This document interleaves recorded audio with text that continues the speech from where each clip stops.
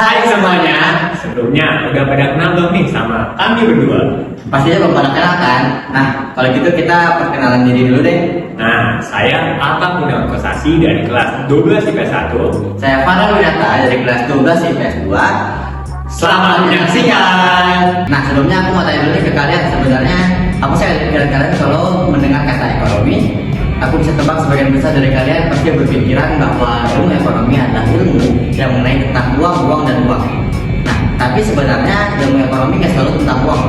Bahkan inti dari ilmu ekonomi itu sendiri bukan tentang keuangan. Lah, terus tentang apa dong kalau bukan tentang uang? Nah, itu dia akan kita bahas dan kita kupas satu persatu tentang ilmu ekonomi. Kata ekonomi itu sendiri berasal dari bahasa Yunani, yaitu oikonomia. Oikos artinya keluarga atau rumah tangga, dan nomos artinya peraturan, aturan atau hukum. Maka oikonomia secara harfiah memiliki arti manajemen rumah tangga. Loh, ternyata pengertian ilmu ekonomi itu nggak berkaitan sama sekali dengan keuangan, malah berkaitannya dengan ilmu rumah tangga. Bener banget, bahkan akar permasalahan ilmu ekonomi itu sendiri bukan tentang keuangan juga tau.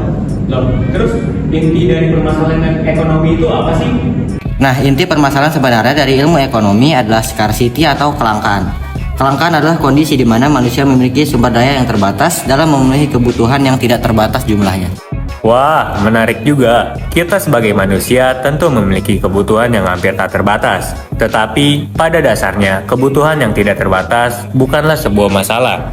Akan menjadi sebuah masalah jika kebutuhan yang tidak terbatas itu bertemu dengan sarana pemenuhan kebutuhan yang terbatas. Terus, kebutuhan itu jenisnya ada apa aja sih? Kita mulai dari jenis kebutuhan yang paling umum, yaitu jenis kebutuhan berdasarkan tingkat intensitas. 1. Kebutuhan primer, atau bisa kita sebut sebagai kebutuhan utama, kebutuhan manusia yang harus dipenuhi agar tetap hidup. 2. Kebutuhan sekunder, kebutuhan yang bisa dipenuhi setelah kebutuhan primer. 3. Kebutuhan tersier, kebutuhan ini sifatnya barang mewah, jadi tidak harus dipenuhi. Selanjutnya, ada jenis kebutuhan berdasarkan subjek yang membutuhkan. 1. Kebutuhan individu, kebutuhan yang berhubungan dengan berbagai individu yang berbeda. 2. Kebutuhan umum atau kolektif, kebutuhan yang berhubungan dengan masyarakat atau disebut juga kebutuhan sosial. Selanjutnya yaitu jenis kebutuhan berdasarkan waktu. 1. Kebutuhan sekarang adalah kebutuhan yang tidak dapat ditunda pemenuhannya. 2. Kebutuhan masa mendatang, yaitu kebutuhan yang dapat direncanakan untuk terpenuhi di masa depan. Nah, yang terakhir, jenis kebutuhan menurut sifat pemenuhan kebutuhan. Pertama, kebutuhan jasmani. Kedua, kebutuhan rohani. Makna langka dalam pengertian ekonomi berbeda dari makna langka dalam penggunaan bahasa sehari-hari. Dalam bahasa sehari-hari, kata langka biasa merujuk pada sesuatu yang jarang ditemukan. Sedangkan dalam konteks ekonomi, sesuatu dapat dikatakan langka apabila ketersediaan sumber daya tersebut tidak sebanding dengan jumlah yang dibutuhkan manusia. Bener banget, berikut beberapa hal yang menyebabkan kelangkaan, yaitu 1. Keterbatasan benda pemenuhan kebutuhan di alam. 2. Kerusakan sumber daya alam akibat manusia. 3. Keterbatasan kemampuan manusia mengolah sumber daya ekonomi yang ada. 4. Peningkatan kebutuhan yang lebih cepat. Oke, kebutuhan dan kelangkaan sudah kita bahas. Selanjutnya kita akan mengupas sedikit sejarah tentang ilmu ekonomi. Ilmu ekonomi semakin dikenal setelah masa Adam Smith. Adam Smith lahir pada 16 Juni 1723. Namanya dikenal di dunia ekonomi setelah menuliskan buku berjudul The Wealth of Nations pada tahun 1776. Dan ia merupakan salah satu pelopor ilmu ekonomi modern.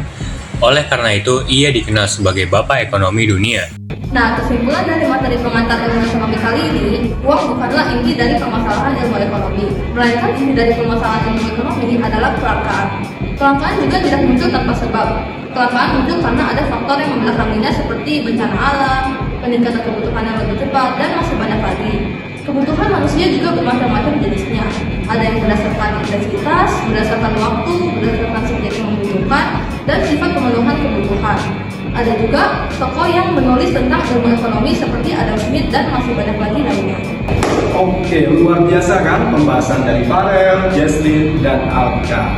Intinya, ilmu ekonomi itu berkaitan dengan kehidupan sehari-hari. Jadi belajar ekonomi itu gampang, tidak sulit. Paling enak minum buat kita. Cakep. Minumnya sekali 4. Cakep. Sampai di sini perjumpaan kita.